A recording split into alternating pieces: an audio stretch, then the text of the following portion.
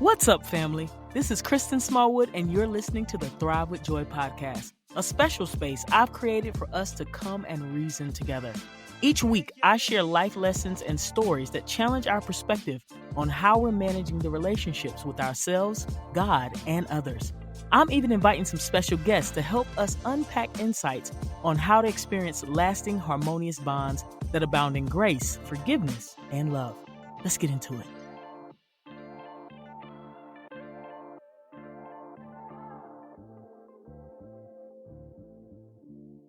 What's up, family?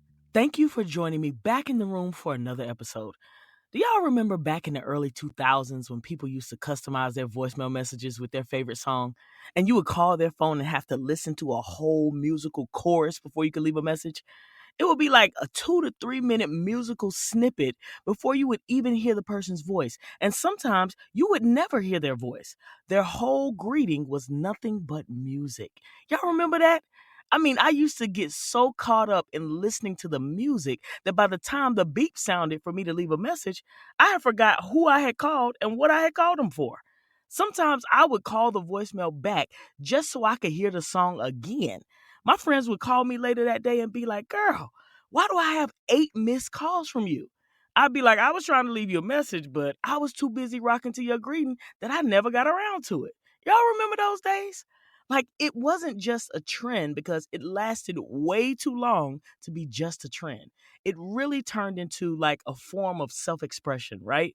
The song you chose for your voicemail greeting was personal. It wasn't just about picking a song that you liked, but it was about finding a song that represented who you were, your personality, or at least give the person calling some insight into your musical taste. It was your musical bio, right? Even though it was short, it spoke volumes about who you were as a person. Now, I don't remember exactly which songs I use for my personal greeting because I change my greetings often. But I do know I took the same approach to deciding which song would make it on the greeting. Like, the message I was trying to convey was that I was cool but respectful. So I made sure any song clips I used didn't have any cuss words in it, just in case my parents or somebody else in my family called my phone. Like, it had to have a tight beat that grabbed you as soon as it came on, and it had to be from an artist that was widely respected. On top of that, I didn't want to use a typical song from the artist that everyone else might pick. So I thought I was a unique individual and I wanted my voicemail greeting to be unique. So whatever artist I chose, I would try to go to their album and find a song that might not be super popular, but was a really great song and use that. Like, it was a conversation starter. People would be like, "What's that song on your voicemail? That was hot." I'd be like, "Yeah, you don't know nothing about that. You don't know nothing about that. I'm going to have to put you on to that, because I thought I was cool." Something as simple as a voicemail greeting gave us like a means of being authentic and showing our individuality without having to share a bunch of private details about ourselves. Now that I think about it, it was probably the first introduction most of us had to sharing content and using media to socialize outside of the standard in person interactions that we were accustomed to at that time. Even more important than the customized voicemail greeting that we all loved was the concept of the voicemail itself and what it represented. The beauty of that era was that we didn't have the ability to be in constant contact with each other. Not everyone had a cell phone during that time. And if you did, there were still places where it was not widely accepted to use them. Like, you couldn't use your phone at school or have it out at church or even use it while you were driving. So the voicemail was designed to give us an opportunity to be unavailable, but still connected. It was not just a call management tool, but it was a time management tool. If you really didn't have the ability to answer that call, it gave space for the caller to provide you with enough information for you to process what they wanted and decide how quickly you needed to respond to their message. When you left someone a voicemail, there was this unspoken understanding that the person would listen to the message and call you back at their earliest convenience. That could be the same day, that could be the next day, or earlier the following week. But there was some satisfaction with the fact that you had touched base with that person and they would eventually get back with you. It allowed that person an opportunity to maintain control of their time without the pressure of having to respond before they were ready, right? And you didn't have this huge problem with waiting for their response. Now, fast forward to 2025, and people rarely even use their voicemail now. Like, if you were to call the average person on their cell phone today, unless they actually use their phone for business, their voicemail might not even be set up. If it is set up, you're probably not going to get a customized greeting. You're going to get that automated voice confirming the phone number you dialed and telling you to leave a message that that person will more than likely never listen to. Like, I've had friends tease me and call me old school because I'm one of the few people who still customizes their voicemail greeting and actually checks their messages. Now, I no longer have a musical intro to go with my greeting, but if you call my phone and get sent to voicemail, you will hear my voice instructing you to leave a detailed message and informing you of when you can expect for me to return your call. I know, it's shocking. Who does that anymore? Me. I do. Why, you ask?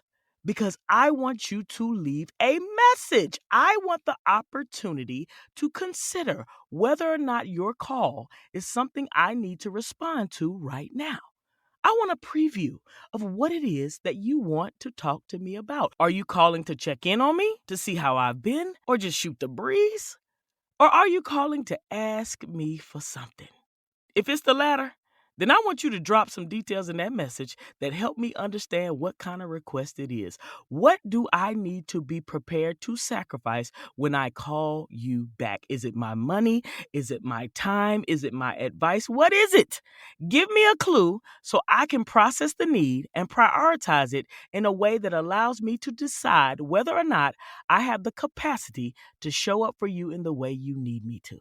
That's why I love voicemails. The problem is, people don't leave them.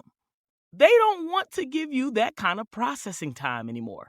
They want instant gratification in knowing that they were able to get a hold of you at their convenience and drop that request in your lap for immediate action, because that has become the standard expectation. We live in a digital age where technology has given us the gift of accessibility. At any given moment, we have access to data and information at our fingertips that we can pull up within seconds. The convenience of having this information so readily available to us has caused us to adopt this mindset that everything should be that easy to access, including other people. Direct messages, instant messages, text messages, all of these things are designed for quick, constant communication. There are features that let you know if someone read your text message or got the DM, but you don't have that same ability with voicemail messages. That's why people don't want to use them anymore, because they don't want to wait for a response.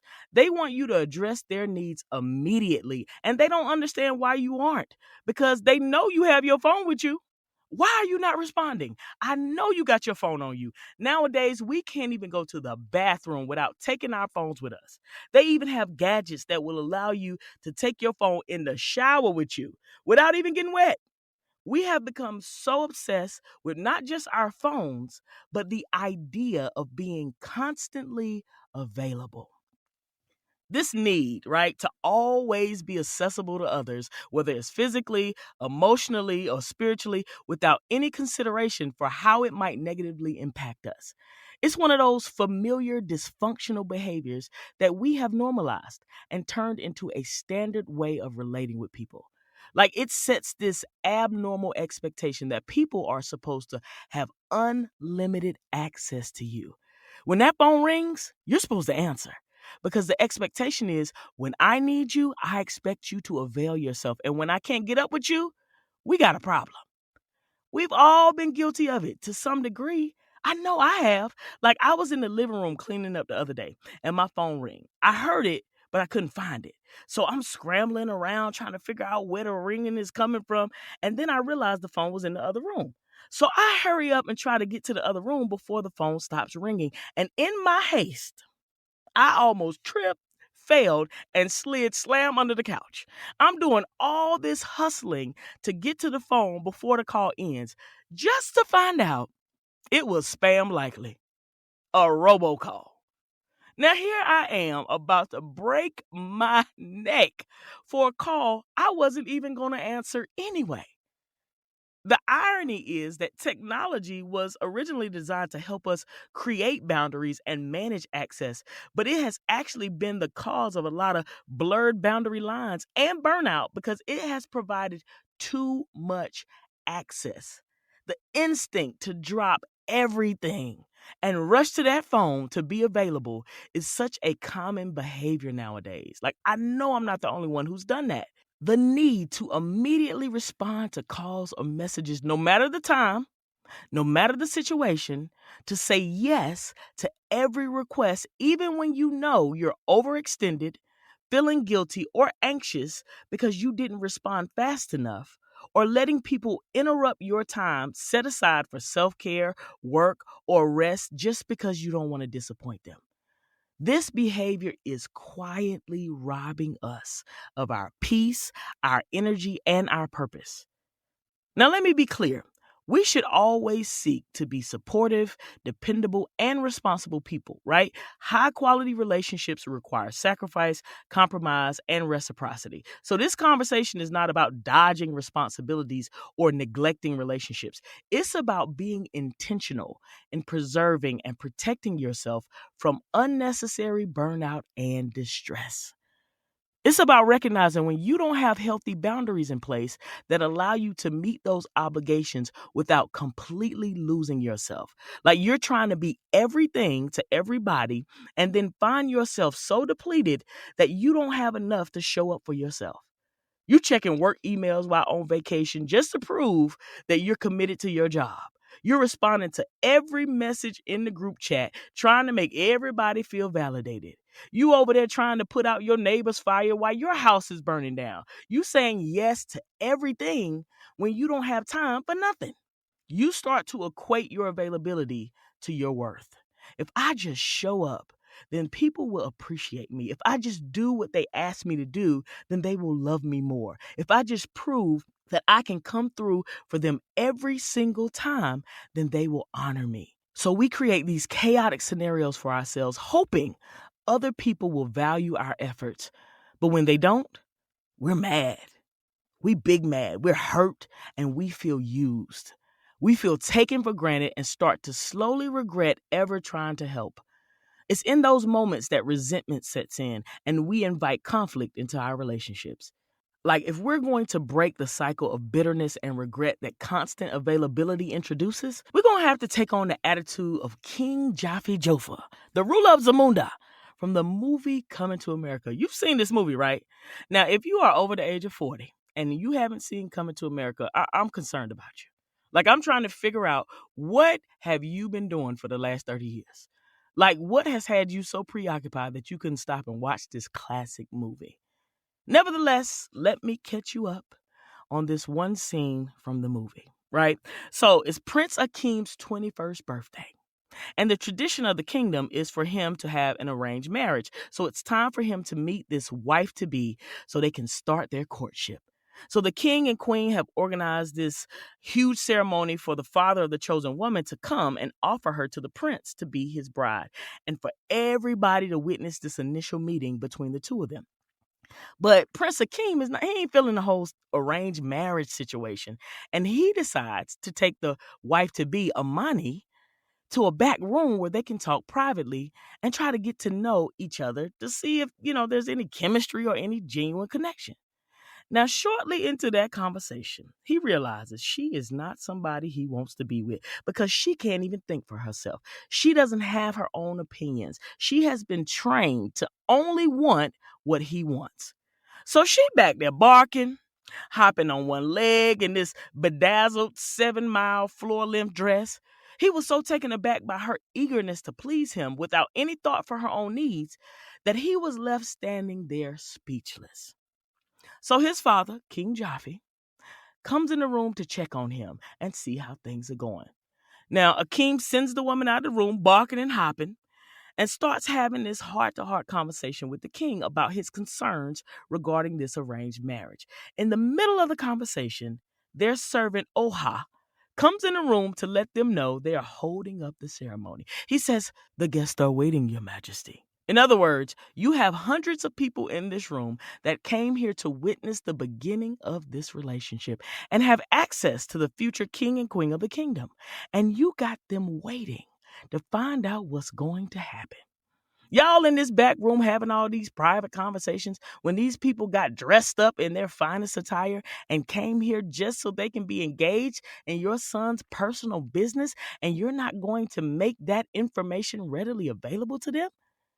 So King Jaffe looks at his servant with this stern look and says in that legendary, authoritative voice that only James Earl Jones could pull off, "Let them wait! I'm talking to my son." And then him and Prince Akeem proceed to take a walk around the kingdom while all those guests sat and waited to find out whether Akeem was going to take Amani to be his wife. Now, some might say that was just rude and disrespectful of him, right? The king should have at least went out there and provided some explanation to the people regarding what was going on and confirmed whether or not they were actually going to witness his son accept that woman for his bride or not. But the truth is, just because he gave them access to his family in that moment and opened his home so that it would be available for them to come and gather, didn't mean that he owed them anything beyond that. It didn't mean that they were also entitled to the private conversations between him and his son. What I appreciated most about the scene was the way the king set a boundary around how he prioritized his time and energy and honored that boundary despite who was waiting. He recognized that his son was about to make a life-changing decision and one that he had little say over. He was being asked to accept a generational tradition that he didn't even believe in, and he was struggling with his obligation to honor his family's tradition versus pursuing his right to choose something different for his future. So King Jaffe decided that in that moment, the only person he owed his attention to was his son. It didn't matter that there were dignitaries from the other kingdoms there who surely believed that they had a right to know what was going on in that room. But he wasn't focused on pleasing the people or getting validation from them. Allowing them to wait gave the king the freedom to step away from his responsibilities as king and show up as a fully present father for his son in one of the most pivotal moments of his life. In the king's mind, the only person he needed approval from in that moment was his son. Everyone else could wait. In the midst of this comedy, we see this clear example of what it looks like to limit your availability in order to protect those things that are important to you. What I learned from that scene was we need to allow space to be fully present for ourselves and those who really need us. Everyone can't have full access to you all the time because most people won't know how to handle that type of privilege. They're going to fumble you and you're going to be mad about it, but you are the one that gave them the ball. So how do we disrupt this dysfunction? How do we become better gatekeepers of those finite resources like our time and our energy and our creativity that are often drained when we fail to properly protect them? How do we resist getting sucked into this culture of urgency and this dysfunctional pressure to always be available? Here are a few habits I'm trying to adopt to revoke the endless all access passes I've granted to so many people and build self preservation routines that enable more intentional living. The first habit I'm trying to adopt is to protect my time. The best way to do this is by designating periods for the 3 Ds. That's doing, developing, and downtime. Now, periods of doing, that's that task-focused time to act and execute, whether that's working on your job, working in ministry, serving in your business, caring for your family. You know, those high productivity time where you're limiting distractions and actually getting things done, checking off that to-do list and living out your purpose and taking intentional steps forward to advance your life, career, and relationships. Then there's the periods of developing, right? That's your growth focused time to plan and strategize and invest in your spiritual growth and personal growth. Growing those relationships by spending time with your family and your friends, making new connections, and then just investing effort in progress and refinement for yourself. But neither of those periods would be possible if you don't allot time for downtime. That's that rest focused time to replenish and recharge and re energize. Just disconnect from life's responsibilities. This is where your self-care comes into focus. Whether you're just vacationing or spending time with loved ones or binge watching some crazy TV show or just napping, right? Everybody love a good nap. Any restful activity that comes with no agendas and no pressure. You get to do whatever you want to do. Each of these buckets of time are equally important to sustaining a healthy lifestyle, so you have to be strategic in how you utilize that time. When other people are requesting your time, you have to consider what is the trade off? What time would I be exchanging in order to accommodate their requests? Is it my doing time? Is it my developing time or my downtime? Can I afford to lose that time? What are the consequences of saying yes? Now, this is something that I really struggle with, and I'm slowly learning how to balance. In the past, I have said yes to things that I knew I didn't have the capacity to accommodate. I really need to be doing something else. But I assumed that my willingness to say yes to that person would cause them to appreciate me more. But that wasn't the case at all. Most times, they were only asking me to help because they knew I would say yes. It wasn't so much that they had an appreciation for what I did. It was that they had become too comfortable with having access to me and they were taking advantage of it. So I would accept the task only to later resent the person because they had wasted my time, didn't appreciate what I did, and distracted me from my original assignment. Now I had to go borrow time from some other area in my life to complete the things I needed to do for me. I was doing when I should have been having downtime, or I was developing when I should have been doing. Like I was all out of whack. Now, those experiences taught me a lot, and now I feel like I'm getting a little better at creating the right balance and protecting my time more. I not only protect that time, but I'm getting better with communicating those boundaries. For example, people that really know me know that Sunday afternoons is my downtime. If you need something from me, do not call me on Sunday afternoon because the answer is probably going to be no, if I answer the call at all, especially if I just got home from church. Oh, I'm taking a nap.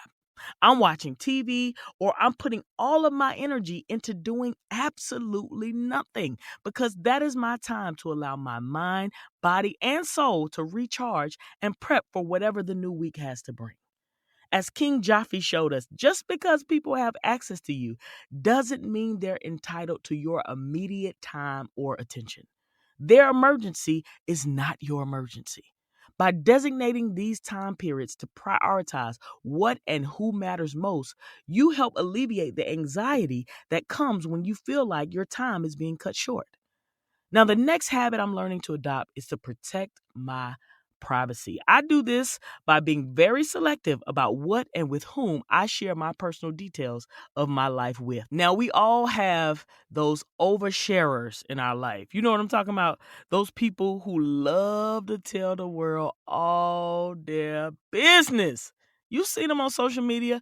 Every single thing that's going on in their life, they're posting about it. They have to tell you every meal they ate, every conversation they had, every emotion they have felt since they opened their eyes that morning. They want you to know about it in the spirit of transparency, right? Then, when life hits them for real and things aren't as glamorous as they portrayed, then they want to start telling people to mind their business. Making posts asking you to please respect their privacy. Are you kidding me? We wouldn't even know your business if you hadn't so freely dragged us into it. Now you want people to just ignore everything they know because you're uncomfortable or embarrassed? You opened the door, hung up the welcome sign, and invited people over. Now you're mad that we're actually walking into your house? We give too much access to people who don't deserve it. There's this new fad that I absolutely hate where couples are recording themselves in arguments or domestic disturbances and then posting the videos online. Now tell me, how is that helping your relationship? How does inviting the public into your intimate disputes help your relationship thrive? I'll wait. Some of those arguments have even led to tragic outcomes. It's absolute insanity that we have normalized. In Coming to America, Prince Akeem took his wife to be in a private room to have a private conversation about their potential marriage. He could have easily had that conversation in front of everyone in Zamunda because they all knew that this woman had already been trained to do whatever it was that he desired of her. But he realized that if he wanted to have a quality relationship with this woman, he needed to take her aside and give her an opportunity to express what her desires were without the scrutiny of those who may have felt that she shouldn't have an opinion. He understood that everything is not for public consumption. We allow ourselves to be too emotionally available and vulnerable to people who are not wholly concerned about our well-being or success. I love the fact that we didn't know that Chadwick Boseman battled with cancer until after he passed. Can you imagine how intrusive people would have been had they have known? How many paparazzi would have tried to catch pictures of him leaving chemo or looking or acting strange on one of his rough days? He locked that secret in a vault and spent his last days living out his purpose.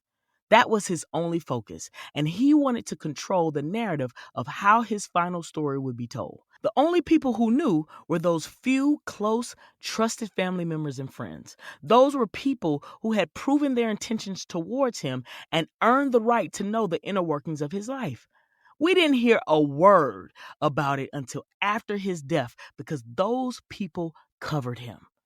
If you're going to maintain any level of peace and control, you have to limit availability of those intimate details of your life.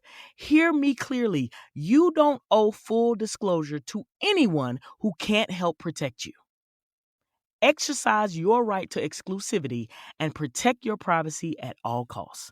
Which leads me to the last habit I'm learning to adopt in an attempt to disrupt this familiar dysfunction of constant availability, and that is to protect my energy. There is this amazing quote. I'm not sure who the author is, but it says, "You are not required to set yourself on fire to keep other people warm." In other words, when you're sacrificing for others to the point where it leads to your own self-destruction, you've gone too far. The most draining relationship in the world is one that is one-sided. You're always the one that's giving. You're always the one that's sacrificing. You're always the one that's compromising. You can give the gift of love, loyalty, and commitment without being the sole burden bearer for everyone else's problems. Healthy relationships include mutual care, mutual understanding, and balanced expectations. Like, I'm also learning that a great way to preserve my energy is to practice the art of being unbothered.